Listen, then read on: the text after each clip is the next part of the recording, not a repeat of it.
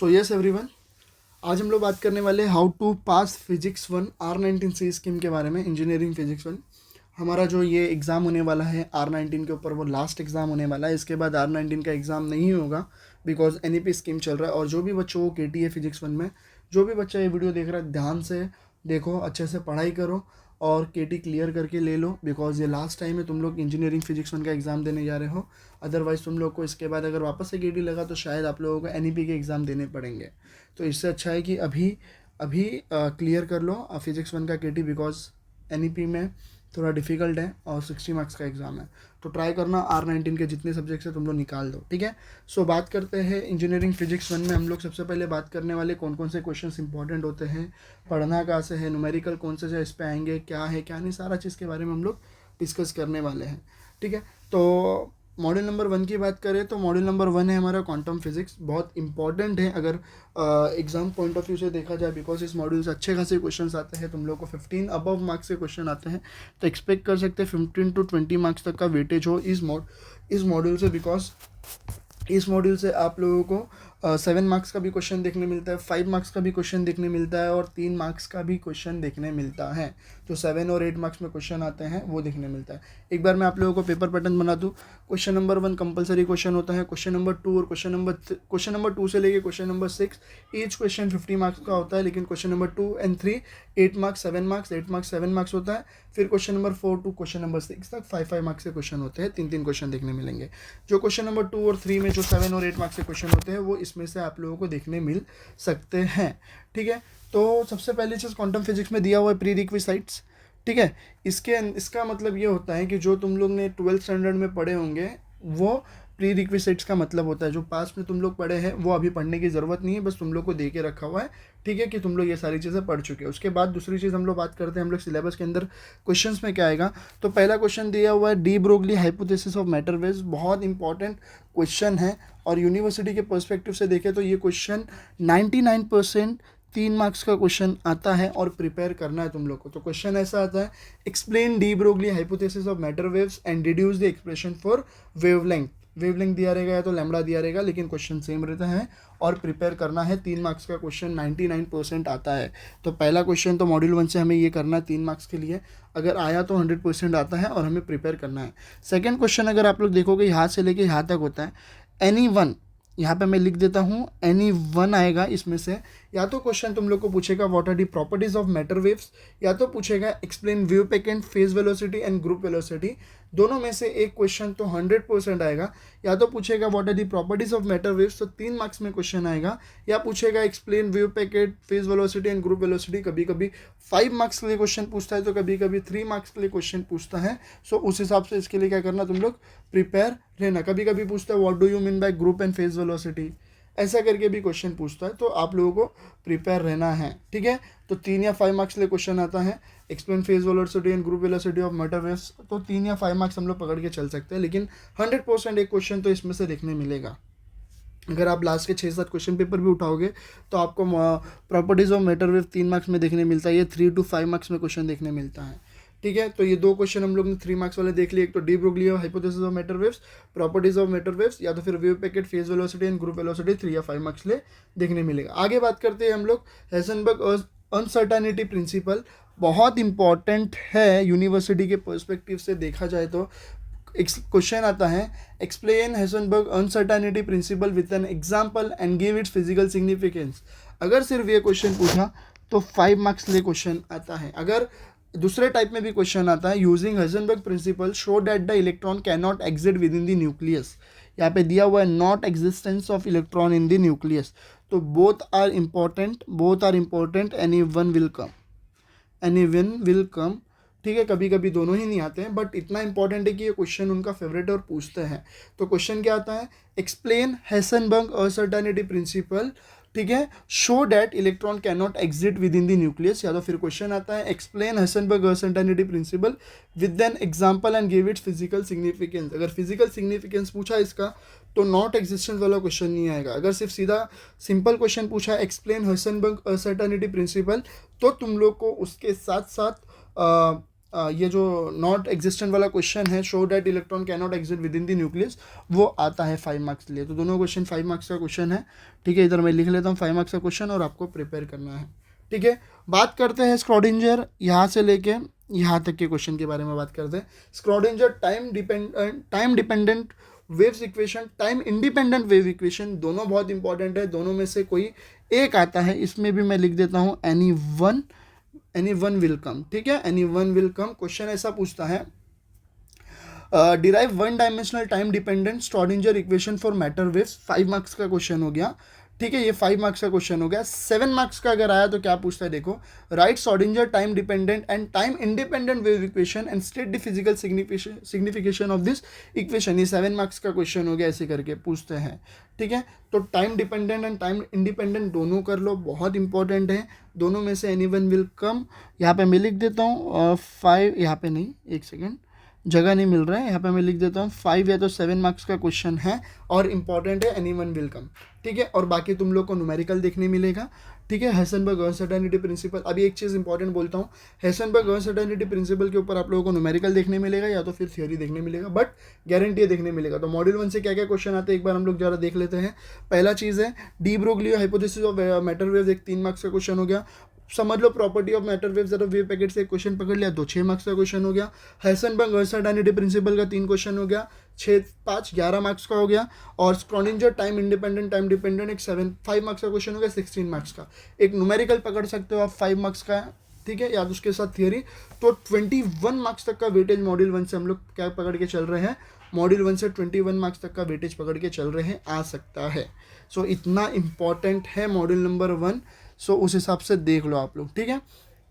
Module अभी जो ये नीचे का टॉपिक बचा हुआ, particle trap in one dimensional infinite potential well and computing, अगर इसमें देखोगे तो एक क्वेश्चन इसमें से रेयरली पूछते हैं वो लोग, show that the energy of an electron in a box varies as the square root of a natural number. इतना सारा चीज़ करने की ज़रूरत नहीं है, पेपर इस बार भी इजी सेट होगा क्योंकि लास्ट एग्जाम है, तो अच्छे से पढ़ के जाओ, इतना कुछ पढ़ने की ज़रूरत नहीं है। तो हम लोग को कितने क्वेश्चन पढ़ने हैं, डी ब्रोगली ऑफ हाइपोथेसिस पढ़ना है, प्रॉपर्टीज ऑफ मैटर वेव्स पढ़ना है, wave packet phase velocity and group velocity 3 हो गया। फिर हेसेनबर्ग अनसर्टेनिटी प्रिंसिपल, इलेक्ट्रॉन क्यों नहीं एग्जिस्ट करते न्यूक्लियस के अंदर, ये 4 ही पकड़ लो। स्क्रॉडिंजर 5-6 क्वेश्चन आप लोगों को इस मॉड्यूल से पढ़ने हैं, यहाँ पे मैं लिख देता हूँ, टोटल 6 क्वेश्चन आप लोगों को इस मॉड्यूल से पढ़ने हैं, अच्छे खासे डेरिवेशन के साथ है। तो प्रिपेयर करो, 21 मार्क्स तक का वेटेज पकड़ सकते हो, 20 to 21 मार्क्स तक का। अगर पास होना है तो हमें मॉड्यूल 1 अच्छे से करना है। मॉड्यूल 2 की बात करें तो क्रिस्टलोग्राफी, इसमें भी डेरिवेशन आपको देखने मिलता है, न्यूमेरिकल भी देखने मिलता है। प्री रिक्विसाइट्स हमें करने की ज़रूरत नहीं है बिकॉज ऑलरेडी हम लोग 12th स्टैंडर्ड में ये पढ़ चुके हैं। बात करते हैं मिलर इंडाइसेस के बारे में। What is Miller indices, 3 marks का क्वेश्चन आता है, बोलेंगे या तो what is Miller indices, question बहुत इंपॉर्टेंट है, प्रिपेयर कर लेना मिलर इंडाइसेस का, ठीक है। आगे बात करते हैं हम लोग मिलर इंडाइसेस के बारे में। ब्रैग्स लॉ का क्वेश्चन आता ही है, ब्रैग्स लॉ का क्वेश्चन आता ही है, प्रिपेयर करना है हमें ब्रैग्स लॉ, ठीक है, बहुत इंपॉर्टेंट है ब्रैग्स लॉ। एक सेकेंड रुक जाओ, ठीक है, एक सेकेंड रुक जाओ, ठीक है, हाँ चलो।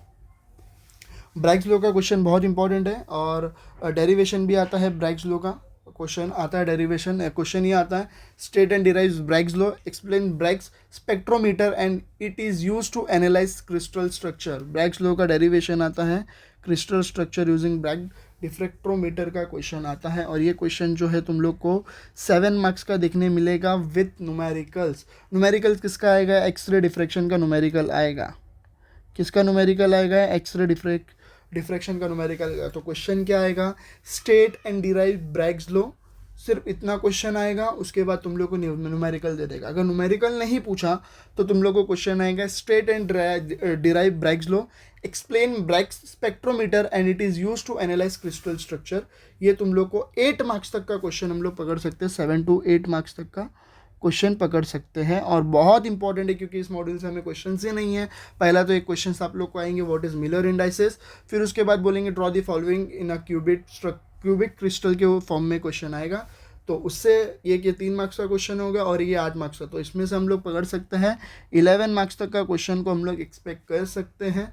या तो फिर 9 to 11 पकड़ लो, अगर 8 मार्क्स का नहीं आया तो 5 मार्क्स का आ जाए या 7 मार्क्स का क्वेश्चन आ जाए, उस हिसाब से हमें प्रिपेयर करना है। तो मॉड्यूल नंबर 2 भी अच्छे से कर लो, एक ही क्वेश्चन दिया हुआ है, 2 ही क्वेश्चन है गिन के, तो अच्छे से कर लो। एक्स रे डिफ्रैक्शन का न्यूमेरिकल भी देख लेना।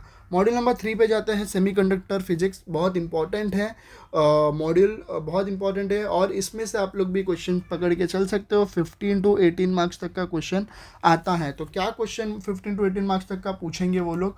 पहला question direct and indirect band gap semiconductor का डिफरेंस आ सकता है 3 मार्क्स के लिए। डिफरेंस बिटवीन आ सकता है 3 मार्क्स के लिए।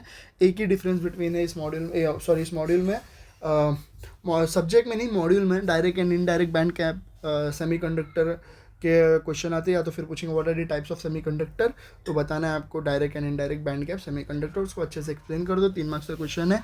उसके बाद नेक्स्ट क्वेश्चन आता है, बहुत इंपॉर्टेंट है, यूनिवर्सिटी का फेवरेट क्वेश्चन है फिजिक्स में। What is Fermi level and Fermi energy? ठीक है, Fermi level and Fermi energy, right Fermi direct distribution function and explain the terms involve use in it. ठीक है, ये 3 मार्क्स का क्वेश्चन हो गया। तो यहाँ से लेके यहाँ तक तुम लोग को any one will come 3 marks के लिए। तो हमें 3 मार्क्स का क्वेश्चन भी सेमीकंडक्टर से मिल चुका है।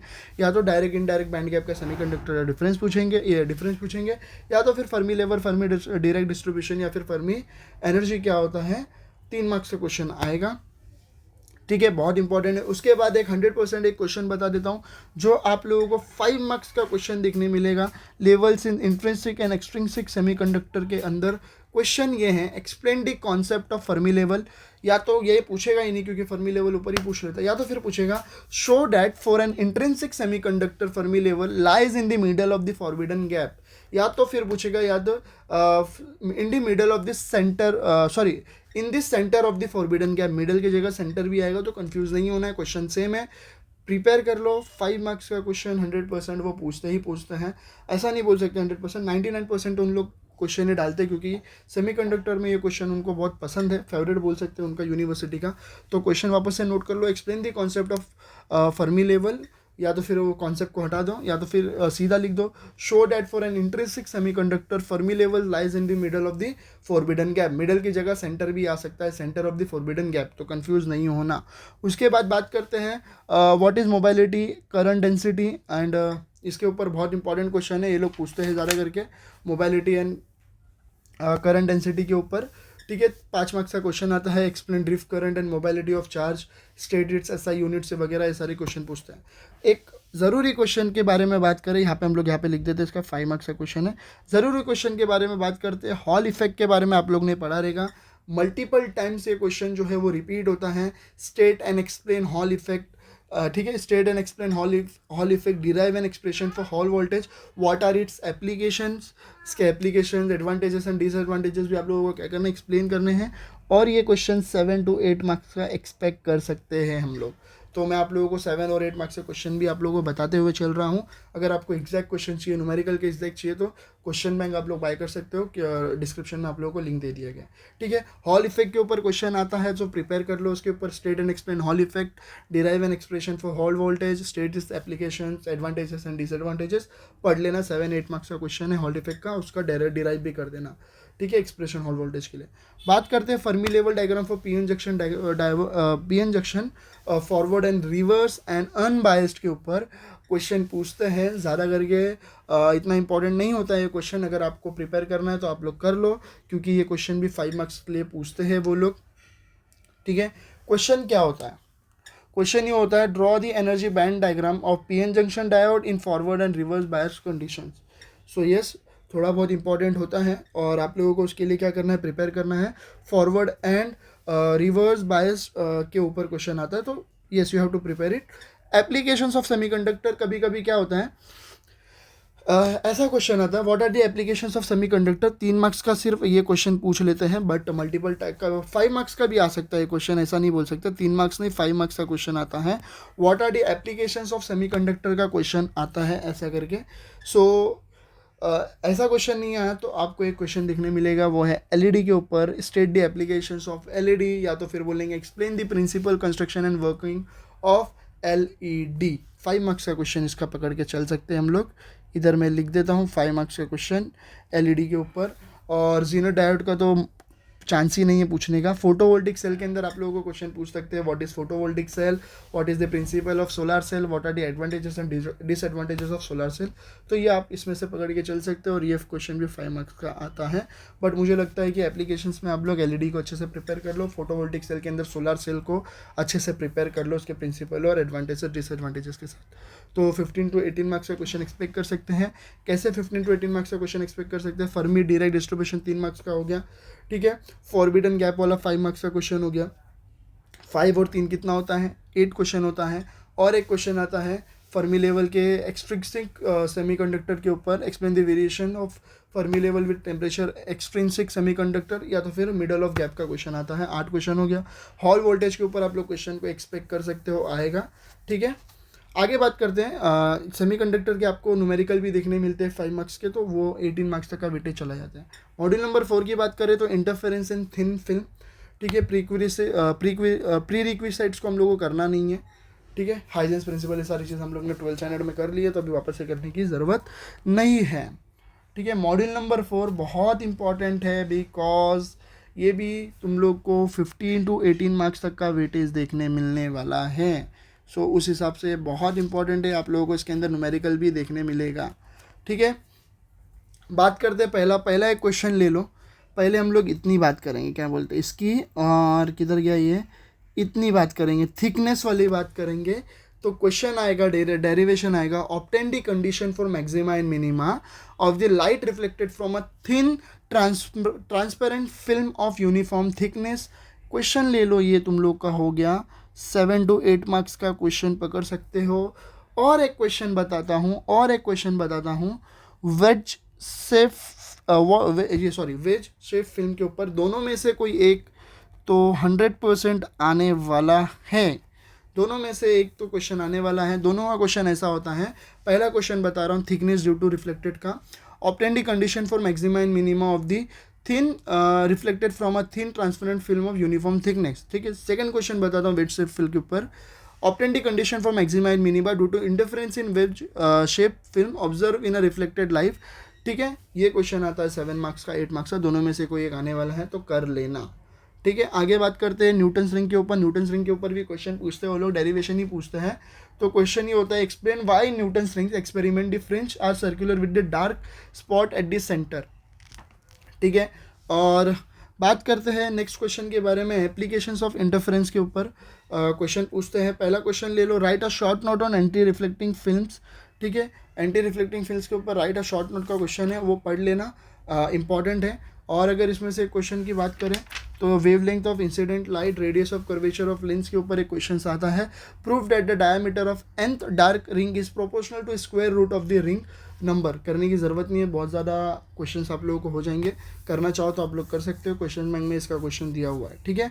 आगे बात करते हैं मॉड्यूल नंबर 5 के बारे में।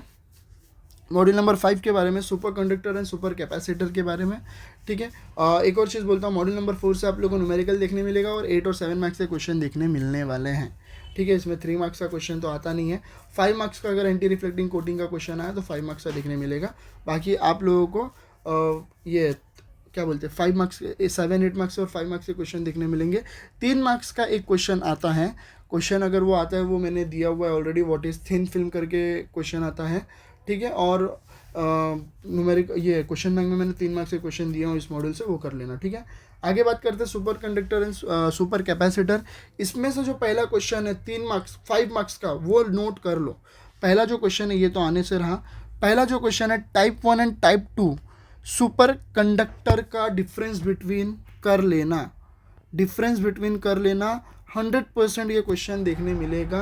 टाइप डिस्टिंग्विश बिटवीन या तो फिर differentiate between type 1 and type 2 super conductor कर लेना, ठीक है। उसके बाद define super conductor, explain critical temperature, critical magnetic field का क्वेश्चन 3 मार्क्स के लिए या तो फिर 5 मार्क्स का क्वेश्चन आएगा।